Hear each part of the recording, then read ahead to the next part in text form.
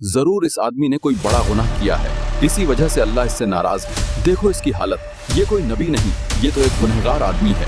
अल्लाह ने हजरत अय्यूब अलैहिस्सलाम को माल, दौलत और औलादों से नवाजा था।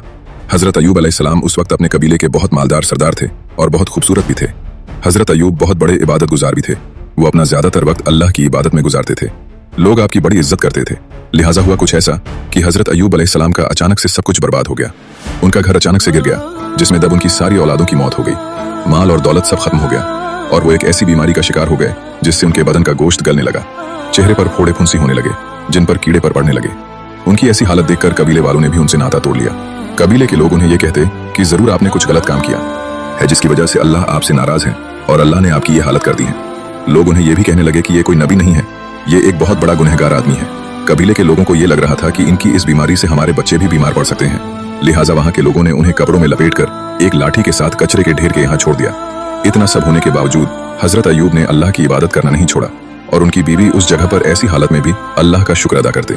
जब खाने की जरूरत पड़ती तब उनकी बीवी घरों में जाकर काम करती और जो कुछ पैसा मिलता उससे खाने का इंतजाम करती और उसी से उनका इलाज करवाती थी।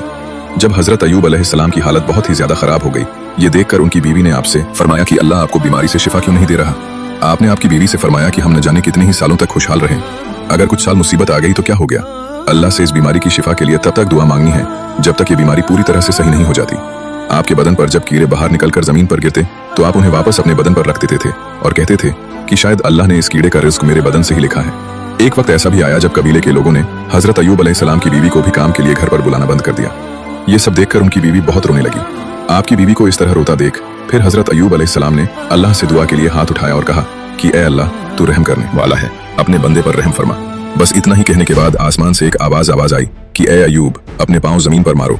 वहां से एक चश्मा यानी पानी का फव्वारा निकलेगा, उस फव्वारे का पानी अपने जिस्म पर डाल देना। ऐसा सुनते हैं हजरत अय्यूब अलैहिस्सलाम ने अपना पैर जमीन पर मारा और उसी वक्त वहां से एक पानी का फव्वारा निकाल पड़ा।